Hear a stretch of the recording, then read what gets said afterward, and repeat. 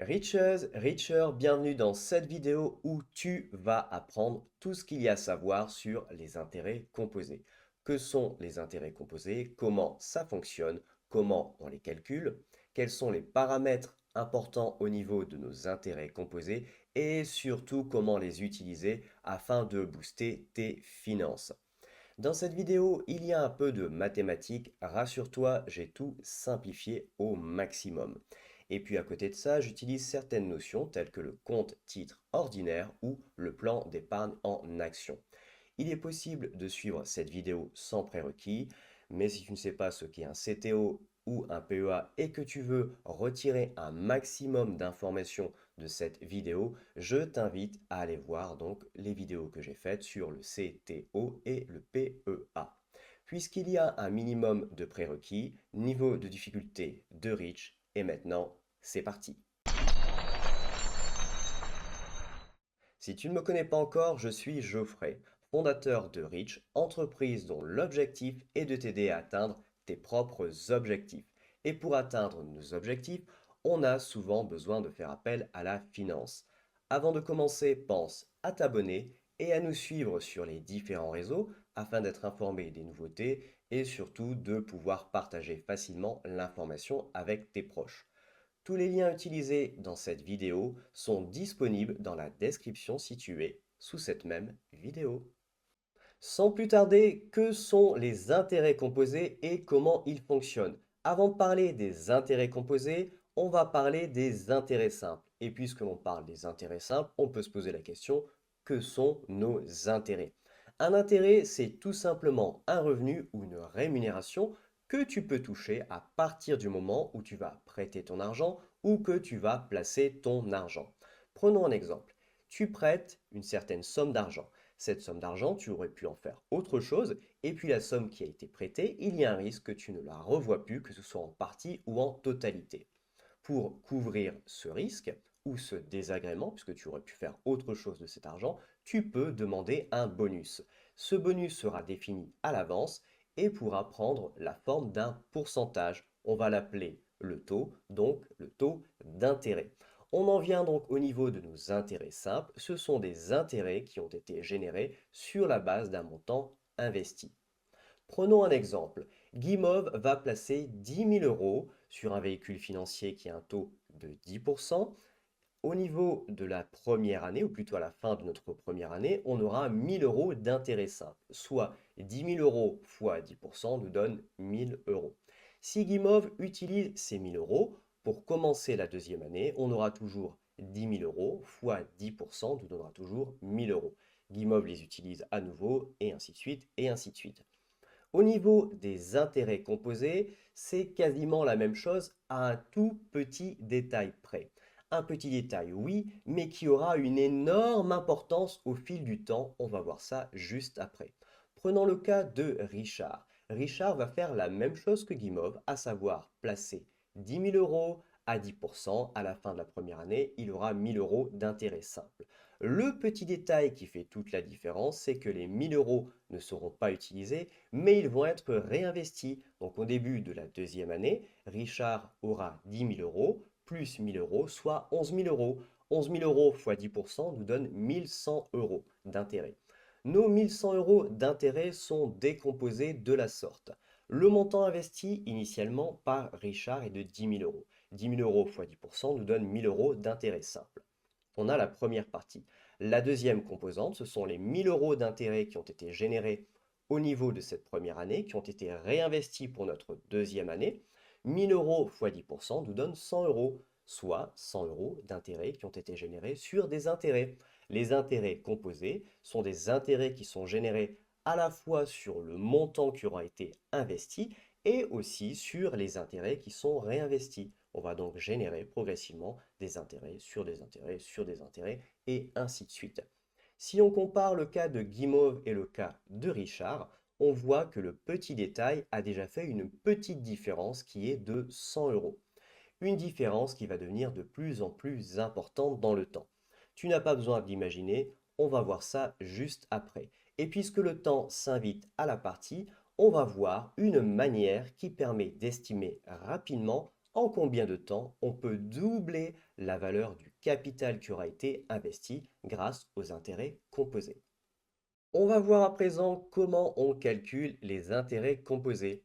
Avant tout exercice, il faut s'échauffer et on va s'échauffer avec la règle du 72.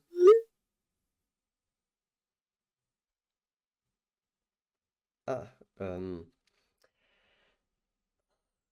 eh bien, Guimauve, c'est effectivement un échauffement, mais ce n'est pas tout à fait le même type d'échauffement. Ici, avec la règle du 72, on va plutôt se frotter à des mathématiques. La règle du 72 permet en effet d'estimer en combien de temps on va pouvoir doubler son capital. La règle est très simple, à savoir y égale 72 divisé par r. Y pour le nombre d'années. Y se dit en anglais years, years. La formule est très simple. T égale 72 divisé par R avec T pour le temps, le nombre d'années. 72, eh bien, ça reste 72, divisé par R pour interest rate. Finalement, mon anglais s'est amélioré depuis, donc on va garder le R et puis surtout, on va réutiliser ce petit R dans une formule qui va venir juste après. Prenons un exemple, si j'ai un taux d'intérêt de 10%, T égale 72 divisé par 10, ça me donne 7,2 années pour doubler le capital qui aura été investi. On va reprendre notre exemple avec Richard et on va le prolonger sur quelques années, notamment voir ce qui se passe à la fin de la 7e année pour voir si notre estimation est correcte. Et on se rend compte qu'à la fin de notre 7e année, le montant a quasiment été doublé par rapport à ce qui a été investi initialement. La formule est donc cohérente. Maintenant que l'on s'est échauffé, passons à la formule pour calculer nos intérêts composés. La formule est la suivante. A égale P multiplié entre parenthèses 1 plus R divisé par N puissance NT. A, ça va être le montant que l'on aura au final. P, le montant qui aura été investi. R, tu le connais, c'est notre fameux taux d'intérêt divisé par N, le nombre d'applications par période, puissance NT. N, on vient de le voir, et T, tu le connais, c'est le temps. D'une manière générale, N est égal à 1, ce qui nous va bien puisque ça va simplifier les choses. Prenons un exemple pour utiliser cette formule. Je vais placer 100 euros à 10% durant 10 années. Ça va me donner 259 euros. Et oui, tout ça, je l'ai fait de tête, of course. La manière de procéder est la suivante. A égale P qui vaut 100 fois 1 plus R, donc 10%, divisé par N, on a dit que ça valait 1, puissance NT, 1 fois la durée, 10 ans, ce qui nous donne au final 259 euros. On arrondit un peu, mais le résultat est là. À partir du moment où on décide de placer régulièrement, d'investir régulièrement des sommes, ce qui est tout à fait possible, la formule sera légèrement différente. C'est celle qui s'affiche à l'écran. C'est quasiment la même. Il y a juste une toute petite différence qui est justement à ces sommes qu'on va réinvestir régulièrement. Au niveau de cette formule, cela suppose une capacité d'épargne que l'on va pouvoir faire travailler pour nous. Si tu souhaites booster ta capacité d'épargne, je t'invite à suivre le lien qui s'affiche à l'écran. Du reste, on a suffisamment parlé de mathématiques, tu as tout ce qu'il faut pour pouvoir t'amuser. À noter que je place des ressources sur le site de Rich pour pouvoir réaliser quelques calculs tout simples. Je mets donc certains chiffres dans des cases et j'obtiens directement le résultat. C'est beaucoup plus rapide et ça évite de devoir prendre des comprimés pour ne plus avoir des maux de tête. Maintenant que l'on sait que sont les intérêts composés, comment ça fonctionne, comment les calculer, il est grand temps de les utiliser pour booster nos finances. Avant d'utiliser nos intérêts composés sur un cas concret, on va voir les paramètres qui régissent nos intérêts composés. Pour cela, on va reprendre nos exemples, à savoir Guimauve et Richard. Et on va pousser cet exemple sur 50 ans. On a ici l'ensemble des résultats et on a également une représentation graphique. L'objectif de la représentation graphique est simple, c'est de voir l'impact de ce tout petit détail dans le temps. Et on voit bien que ce tout petit détail va faire une énorme importance au plus le temps va passer. En effet, nos courbes au début sont très proches l'une de l'autre, il y a très peu de différence, et au plus le temps va passer, au plus nos courbes vont s'éloigner. Le petit détail qui fera une énorme différence dans le temps. Le temps est donc notre premier paramètre. Mais il n'y a pas que lui. On a également le montant qui est investi et nos fameux taux d'intérêt. Pour nous en rendre compte, on va faire deux cas différents. Dans le premier cas, je vais fixer les taux d'intérêt à 10% et je vais prendre trois montants, 5 000, 10 000 et 15 000 euros. On voit bien qu'au plus le temps passe, au plus nos courbes s'éloignent les unes des autres et le montant qui a été investi, qui est le plus important, a la courbe qui prend le plus de vitesse. Autre cas de figure, je fixe cette fois-ci le montant, c'est-à-dire 10 000 euros, mais je vais prendre trois taux différents, 2,5, 5% et 10%. Là aussi, au plus le taux est important, au plus ma vitesse financière sera importante. C'est tout à fait logique, puisque si j'ai une somme initiale qui est importante, elle va générer plus d'intérêts simples, et donc cela va générer plus d'intérêts sur des intérêts. De la même manière, au plus mon taux est important, au plus à partir d'une même somme je vais générer d'intérêts et de la même manière je vais générer plus d'intérêts sur des intérêts et ainsi de suite. On a donc trois paramètres importants, à savoir le temps. Au plus tôt tu mets cette organisation en place, au plus tôt tu vas pouvoir bénéficier de la puissance des intérêts composés. Pour le temps, je ne peux pas faire grand-chose, là c'est à toi de jouer le plus tôt possible. Au niveau des revenus, on voit qu'au plus les montants qui auront été investis sont importants, au plus ma vitesse financière va augmenter rapidement. Pour les revenus, si tu as besoin de sources de revenus supplémentaires, je t'invite à suivre le lien qui s'affiche à l'écran. Et le dernier paramètre, ce sont nos taux. Au plus les taux sont importants, au plus ma vitesse sera également importante. Au niveau des taux, et puis d'une manière générale pour pouvoir préserver son capital et faire prospérer son capital, tu as ici une méthodologie complète qui te permettra, entre autres, d'identifier les actifs en bonne santé financière et les actifs qui vont délivrer un maximum de performance. Tout ça pour atteindre tes objectifs financiers le plus rapidement possible.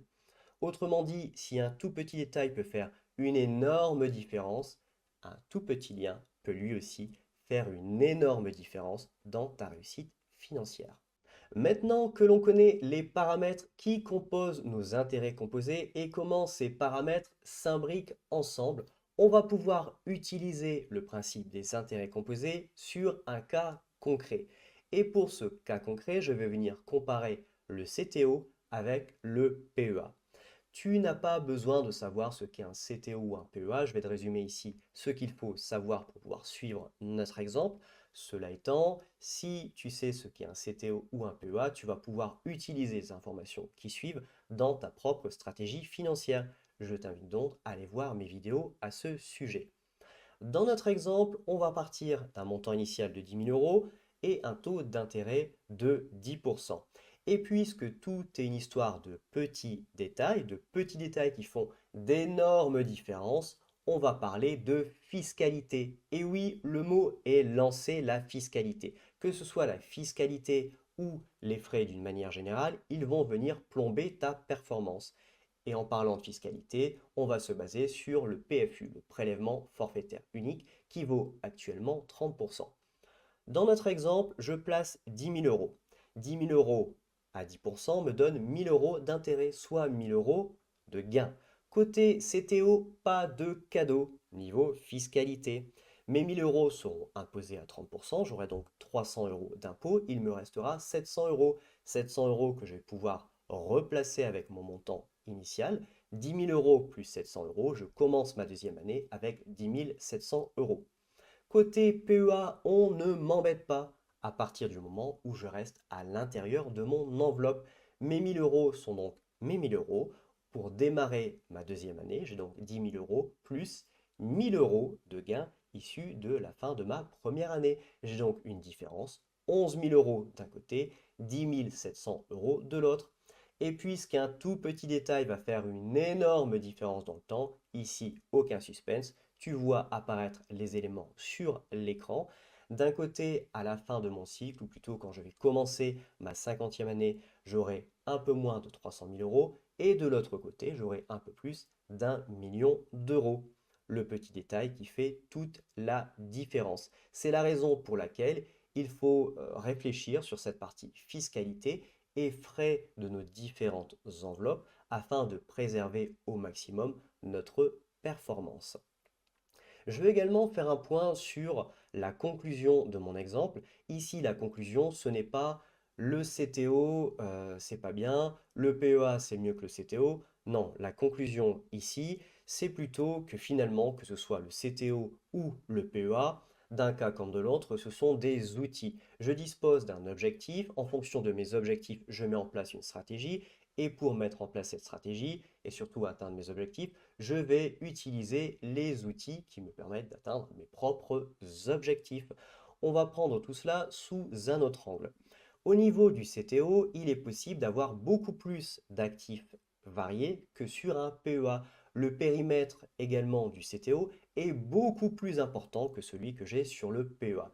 Ce qui veut dire que je vais pouvoir trouver, par exemple, un actif avec un taux beaucoup plus intéressant que ce que je vais pouvoir avoir sur le PEA. Et si tel était le cas, peut-être qu'à la fin, même avec la fiscalité, les gains que j'aurai seront plus importants en CTO que ce que je vais pouvoir avoir au niveau du PEA. Et dans ce cas-là, le CTO peut devenir intéressant. Tout est une histoire d'objectifs, de stratégie et en fin de compte de calcul. Voilà, tout doit être très clair pour toi maintenant au niveau des intérêts composés. Tu disposes à présent de toutes les informations et puisque tu possèdes toutes les informations, et bien maintenant, c'est à toi de jouer. Si tu souhaites définir tes objectifs et atteindre ces mêmes objectifs, rends-toi sur rich.vision. Tu y trouveras des articles afin de comprendre l'essentiel, des produits afin de maîtriser les règles du jeu et de gagner la partie, des opportunités, je vais te donner ici un gros coup de pouce financier afin d'accélérer ta vitesse financière et la newsletter afin d'être informé en direct de ce qui se fait de mieux. Et puisqu'il te reste à cliquer, et bien maintenant, c'est à toi de jouer.